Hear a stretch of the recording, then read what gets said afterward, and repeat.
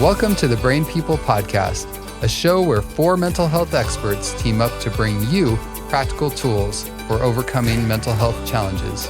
The Brain People don't replace your doctor or therapist, but we will give you some extra tools to help you on your journey.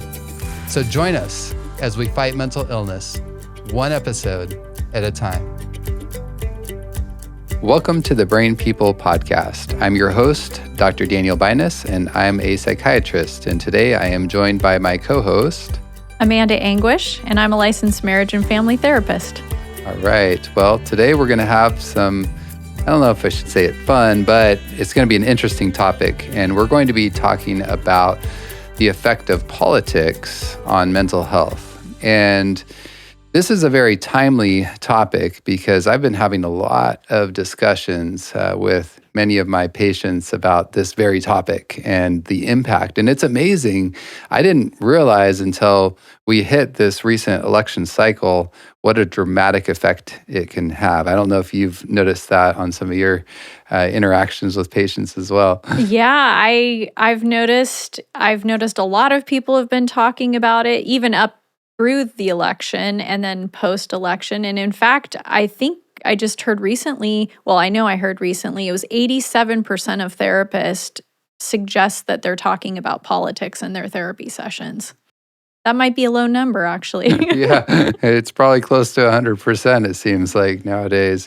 So with politics being such a hot topic and affecting people's mental health and often not in such a good way, why do people even get involved in politics in the first place? I mean, why don't we just steer clear of that whole arena?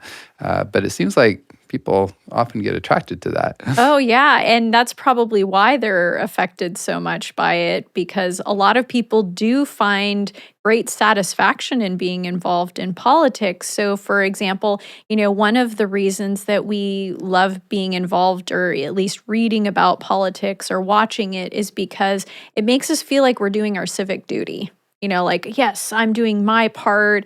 I might be one vote or I might be one person, but I'm getting out there and I'm being proactive and active in politics. And I'm sure there's that sense of, like you said, okay, I'm one vote, but I can influence other people to vote a certain way, or I can try to sway things so that maybe more of what the agenda I want. So there's that element of really wanting to influence things for a brighter future. Yeah, and when you're being told that, like, your vote counts and make a difference. So that's one of the reasons why we get involved. Another reason is something called social capital. It feels really good. I mean, we all want to be connected to people, but social capital has to do with the fact that it's an easy way to connect with people. If you have a political viewpoint and you find your tribe, then it's really easy to stick with those people and then build relationships based on that one solid thing you have in common. That's an interesting thing that you just said there, because I think a lot of people nowadays lack social connection. I mean, the data is out there, right? That there's more and more loneliness. And so when people have that sense of isolation, and especially if they're not engaged, not only with the community, but, in the past, more people were engaged in church and that sort of thing. And if they're not involved in more of those sorts of things, it seems like people can more easily gravitate and say, like, okay, I have a cause to live for and a place to connect with people. And in a way, it can almost become a quasi sort of spiritual or religious sort of involvement, if you will. You would think so. And we all know the God that they're often worshiping is maybe their candidate too.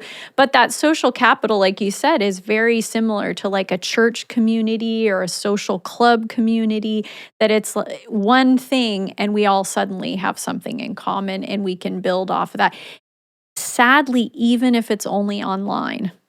So some people don't even leave their homes, but they have their tribe based on, whatever blog they're following or social media group that they're a part of. Which is an interesting thing, because nowadays we have people more and more moving toward the virtual space and the non in person space becoming, in a lot of respects, more important than what they're doing in the day to day real world, so to speak. And then the next one that we recognize why people get involved in politics, it's a hobby just about anybody can be a part of, you know? So you have some kind of meaning and purpose that you're involved in. If you can't cook, you can still be involved in politics. If you can't, if you're not great at sports, well, you can still be involved in politics. So it gives you something to connect yourself to give yourself purpose. And again, it can even be online. So you don't have to leave your room or your house to do it, but it gives you a sense of like, I've got this hobby that I'm a part of. Oh, that's a really good point. So, are you saying that politicians they left their day job because they weren't doing so well at that? No, I'm just kidding. But Mhm. sometimes you wonder, right? Yeah. Well, all of this is leading to something that we term election stress disorder. Yes. Even though there's something that draws us into it, whether it's, having people around us, a hobby, or some kind of like civic duty, it it's still having a huge impact on people. And when you really think about it, it's almost like an addiction. Hmm. Yes, there are benefits of it, but then what are the consequences of it too? And I'm not saying that we shouldn't be involved in politics, but the side effects of it look a lot like addiction in terms of, well, what does stress look like? Stress, racing thoughts, even physical manifestations, stomach aches, headaches, those sorts of things, not being able to sleep or eat. All of these things are similar to, things that we experience with stress, but they're all specifically related to election. Yeah. And in your experience, and I don't know if you've read anything on this, would would you say that this whole election stress symptomology does that tend to occur more leading up to the election or more after, or is it can it be? I can imagine it could probably go either way depending on if your candidate is elected or not. Yeah, and I think, so I know we're similar age, but I don't remember any elections having the effect on us or politics having the effect on us. Maybe I just wasn't paying attention until roughly about 2016. That's when I started really noticing. But what happened before that? Social media. And so you take these things, and even nowadays what I see around me too is that people are making their lives based on politics. And I don't mean just like politicians, congress people, president, that sort of thing. But now we have social media influencers that their whole, life purpose in their social media influencing is about what side of politics they're on. Um, Sometimes bashing on the opposing candidate that they support, or building up their candidate. So I saw this quite a bit. It's funny that we're talking about this after this 2024 election, but I saw this back in 2016. Absolutely, and that's where I think a lot of, at least people I've talked to, want to just blame one particular candidate, namely Donald Trump. Yeah. I'll just say it, Yeah, right? say it. It's in the room. Because yeah, it's the elephant in the room, right? But you're saying that it might be more than just Donald Trump. Yeah, there's because we have social media, and I remember back in 2016, I even got off social media because I realized that people that I loved, like truly loved, they were posting like incessantly on one subject. And I would have to remind myself, Amanda, this person isn't just, a Republican or a Democrat. They're also a father, a mother, a friend, a church member, that sort of thing. And I had to remind myself, this is just what they're posting. This isn't who they are. But if we get involved in, these election type situations where we're watching it, listening to it, we're, literally consuming it 24/7 because we can now, what does that do to us? It really does affect us. And like said, what are you seeing? I see couples who didn't care about politics up until one decided, oh, I must be Republican. Oh, I must be Democrat. And now they can't get along anymore because even though they never brought it up before when they got married, now 20, 30 years later, suddenly it's going to break up their It's a marriage. big deal. It's a Yeah, huge and deal. and it's interesting because I think you're really onto something there, even from my observations and research on the effect of social media on people. One thing that I've noticed is that in general, not just with politics, but even like with the whole pandemic and everything, it created this very large polarization. And I think that's how social media, when you look at how it's built out to basically send you information based on kind of your interests, that, okay, let's say I have a little interest in, um, let's just use something more, maybe a little more neutral. Like, let's say I have a little interest in like a skincare product, right? Well, and maybe I'm not like doing that much research on it, but social media somehow, through it's always watching, right? And so it picks up, Algorithms. right? It picks up on that. And then now suddenly like you're getting more and more of this and pretty soon you're like, "Oh, yeah, yeah." And so you start getting more and more interested in that and pretty soon you're like, "Oh, this is really becoming more and more important to me and I'm going to buy this product," right? And in the same way, it happens with politics. So someone might be a little bit, right leaning or left leaning, but then they start getting fed more and more information based on their preferences and what they're predisposed towards believing. And pretty soon, maybe they were pretty in the middle, but now they end up way over here on the right Extremely to one side or the or left. the left, and then maybe they're posting certain things, and then like you said, it just starts. It's crazy what's happened. I think so. I think social media has just fueled this fire in a huge way. And it's not just social media though. It's even media that we've had around for years and years, cable. You know, you can watch a cable network that's predisposed to fueling and grooming Republicans and another one that's fueling and grooming Democrats.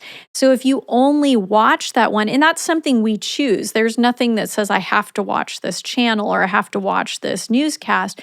But if I choose that, what are they going to tell me? Well, I already know. I don't have to watch it. They're going to fuel and groom that perspective What I want to versus, believe, right? yes, what Yeah. I want to believe. And I don't even necessarily realize that's what I want to believe, but it just keeps feeding me more and more and more of that. And that's actually, when we get to the point of, well, what can we do? It's to start to realize that once you understand how this works, it becomes a lot easier to protect yourself from it too. We'll get to that a little bit later.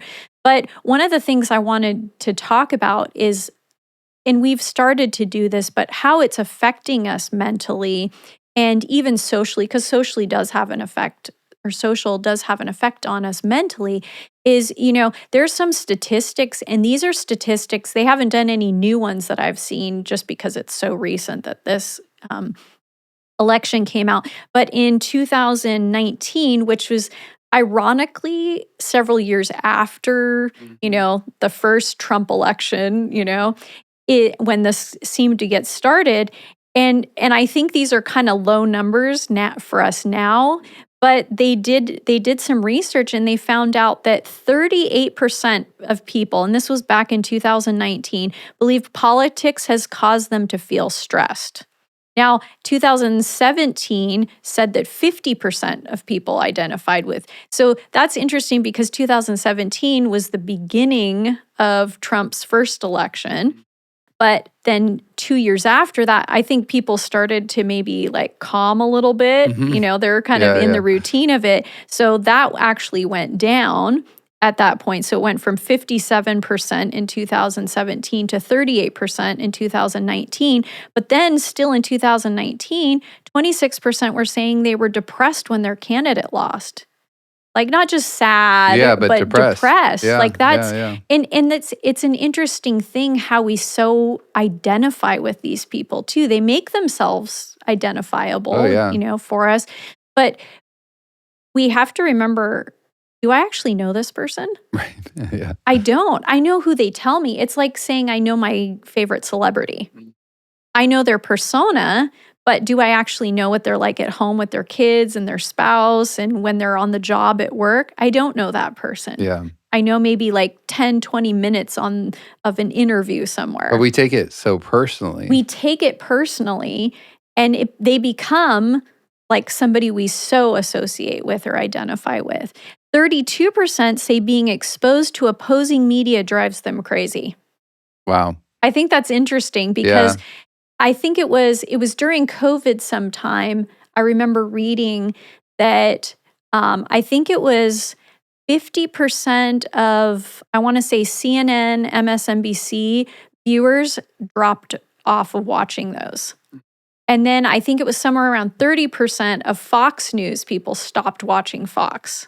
So they Wow. were not watching. And one of the reasons was they were tired of hearing the same thing over and over again. And this was during COVID. So there was a lot of information that was being regurgitated. Right. But these things, they're saying media drives them crazy, but yet what do? We watch it Yeah. anyway. We feel like we have to watch it.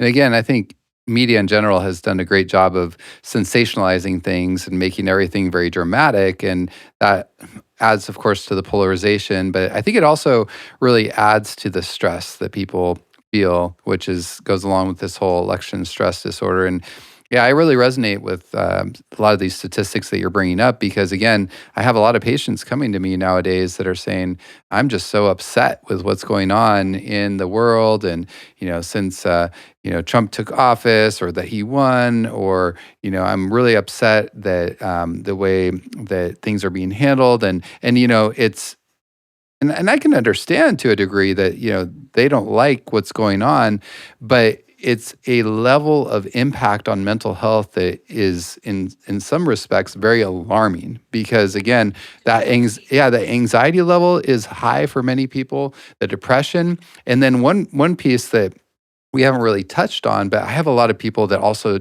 experience significant anger. Yes, and that's one of the things on here. That's the next one actually. 29% lost their temper due to politics. That has to do with anger.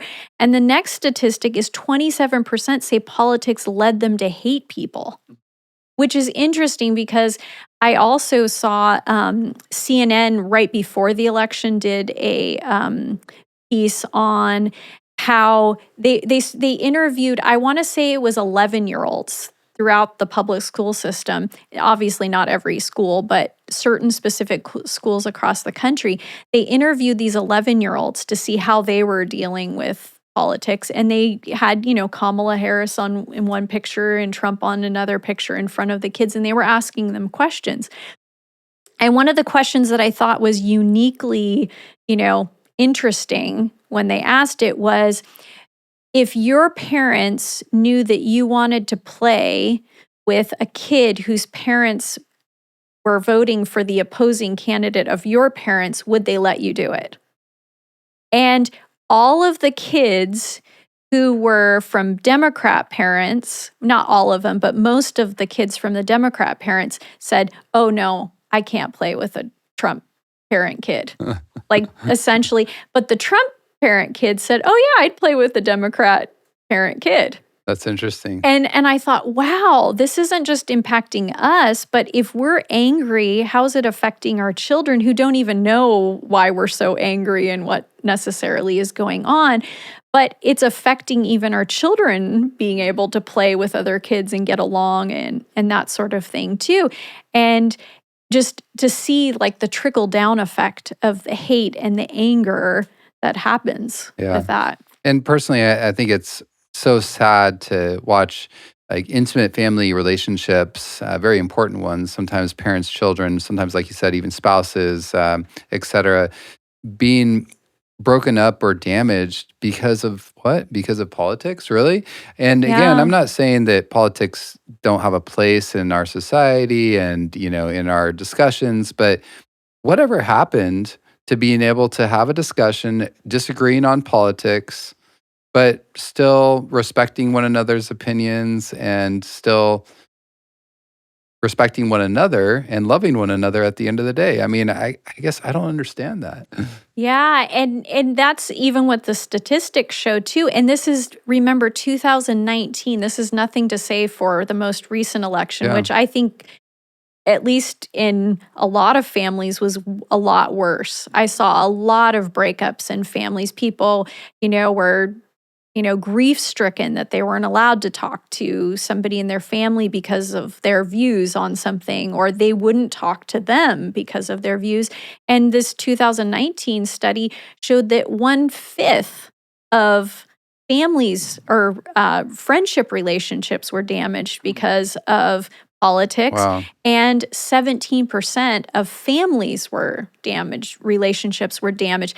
I think it's a lot higher now, just Yeah. from my experience talking to people and seeing people unfriend people that they don't agree with, Right. or even strongly disagreeing doesn't mean you can't agree on other things. That's just one aspect of the relationship. So what can we do about this? Because obviously it's a big Yeah, problem, and we're it's a seeing big it, problem. and we're uncovering it and dealing with it in our personal and professional lives. What can we do about it? Well, one of the things is recognizing, when these things happen in society, because we're going to deal with politics, that's not going to go away, is recognizing what are the things I can control versus the things I can't control. That is one of the hallmarks of good mental health, is recognizing I can control this and do something about it. I cannot control that. And that I can only do these things in regards to that. So one of the ways that we can take some control in our lives is, if there is something that you believe strongly about, get involved in that civically.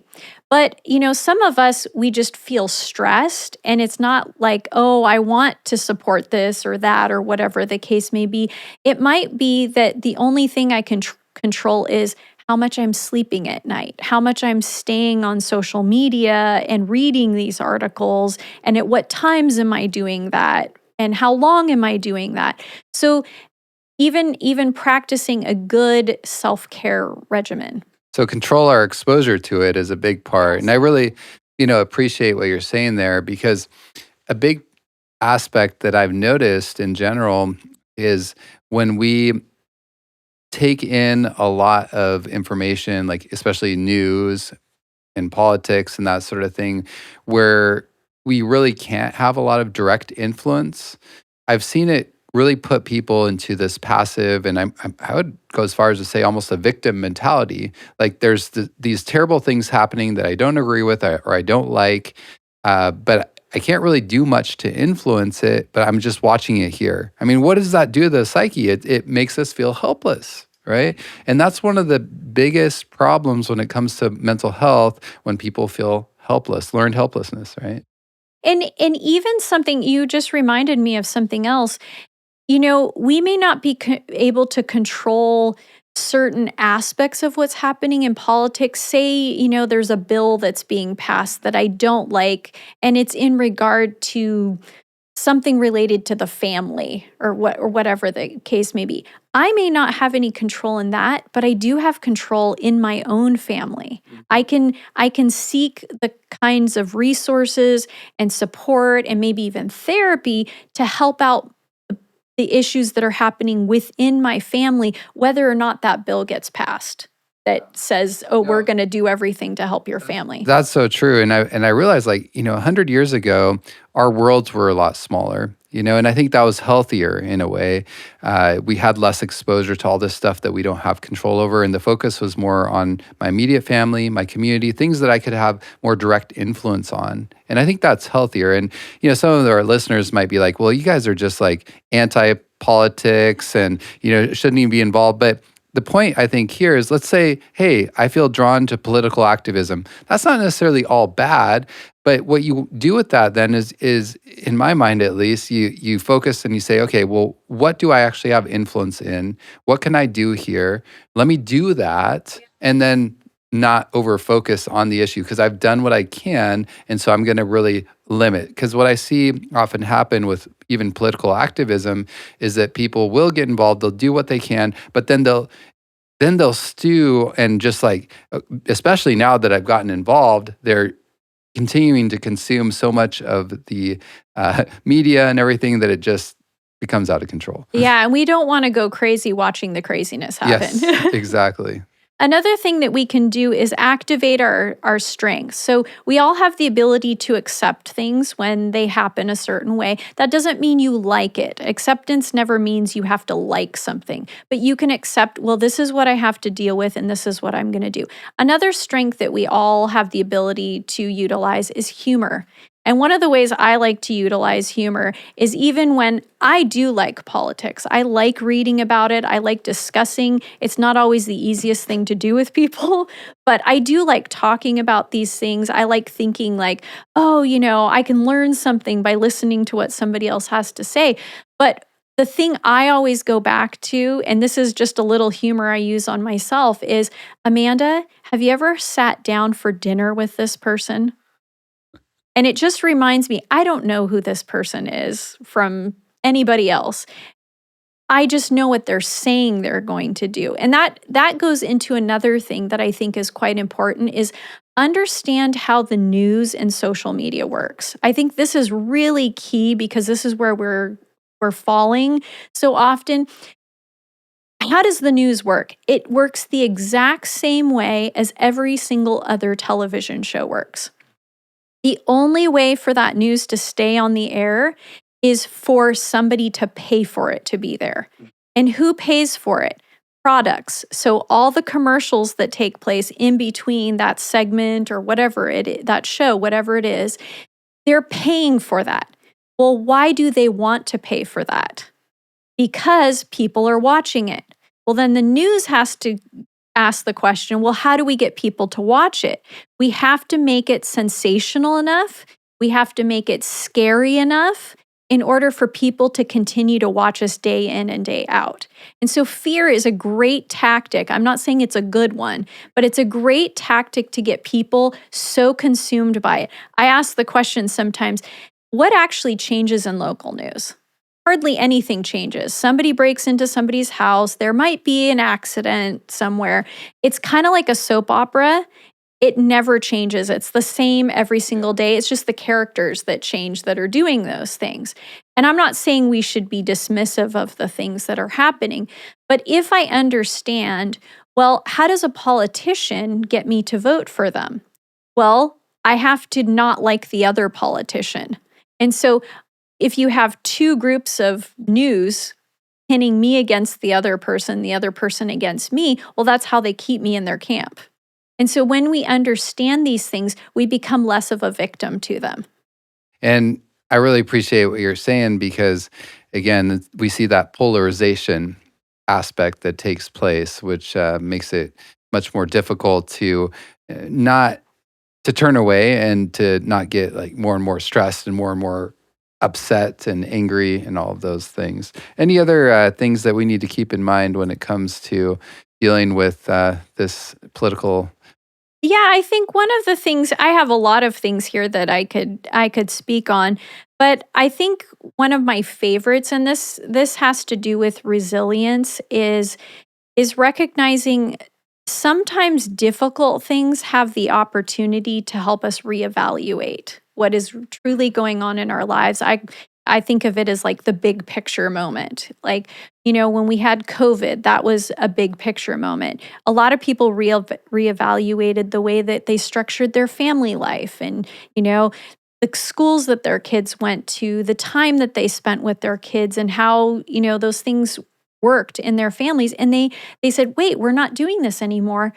Do we even need to do it anymore? Maybe this isn't a priority. Maybe this is a priority instead. And so when we see things happening in the political arena, maybe it gives us an idea that, hey, as scary as this might look, maybe we want to reprioritize what's important to us. And I think one of the best things to do in this case, and I hope all of our viewers would agree with this, is that it gives us the awareness that, these politicians are faulty, they're human, and they're going to let me down at some point. That's just normal in this world environment. But who doesn't ever let me down? Who's bigger than all of the politicians? If the president of the United States or the king of your country is your highest authority, they're going to let you down. But who's never going to let you down? God is never going to let you down. And so I've seen a lot of people see these things happening and go, wow, maybe I need to get to know God a little bit better. Maybe I need to read, the stuff in Matthew that tells me, wow, I'm supposed to expect these things to happen. We knew this thousands of years ago when it was written that this was going to happen. And so just reevaluating what's truly important and where you want to put your trust and your faith in, I think is the best thing that we can tell people. Beautifully said. So I hope to all of our listeners that this has been really helpful in understanding not only how politics can sometimes adversely affect mental health, but also some really practical tools that we can do to actually manage our mental health, even during election season and post-election, especially if maybe it didn't come out the way we wanted it to. Yeah. And ultimately remembering, like you said, Amanda, that God is in control, that He has a plan, and that even when things in this world look really dark and foreboding, that God can work out good, and that He is working out His purposes. That's one of my favorite verses, Genesis 50, verse 20. It talks about what you meant for evil, God can use for good. And so if you want to read this story, it's the story of Joseph, but it's just a wonderful reminder to us. It is. Well, thank you, Amanda. Thank you to our listeners, our viewers, and we'll see you next time. Thanks for listening. If you enjoyed today's episode, please like and subscribe. Your engagement will help us reach more people who need encouragement.